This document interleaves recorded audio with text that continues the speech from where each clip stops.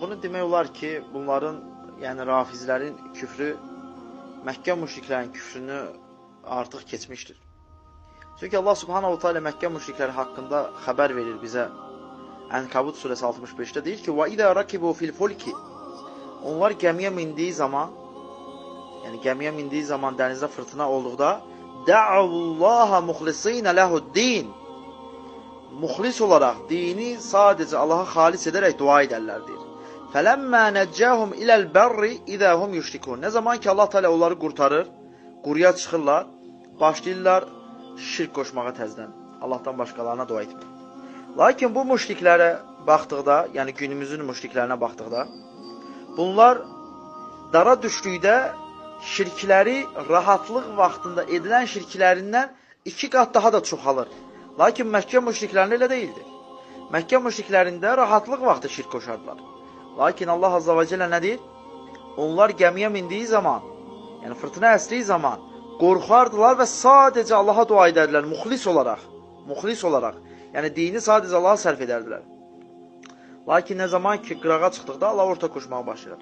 Lakin Subhanallah, bu göndərdiyim videoda Rafizi müəyyən bir hadisədən danışır. Ondan sonra Allahdan başqasını çağırır, güya o da köməyə gəlir. Yəni dünyada olmayan şəxs. Bu Allahdan başqasına istiğas etməkdir, dua etməkdir. Bu da şirkdir, əzəmətli şirkdir. Və təbii ki, bunu edən müşrikdir. Allah Subhanahu Teala əmr edib ki, biz sadəcə Allaha dua edək. Sadəcə Allaha ibadət edək.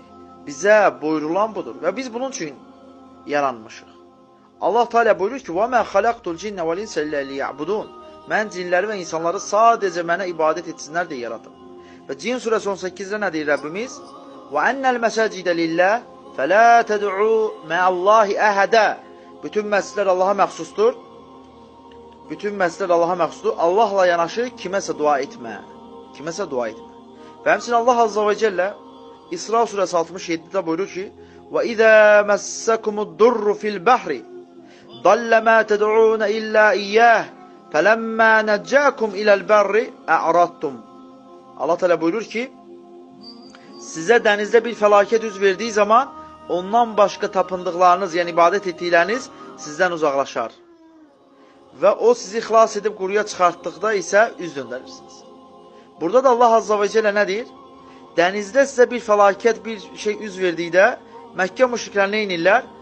Sadəcə Allaha dua edirlər. Təd'unə illə iyyəh. Sadəcə Allaha dua edirlər. Lakin günümüzün müşrikləri genişlikdən daha çox, yəni genişlik vaxtdan, rahatlıq vaxtdan daha çox dara düşdükdə Allaha ortaq qoşurlar. Subhan.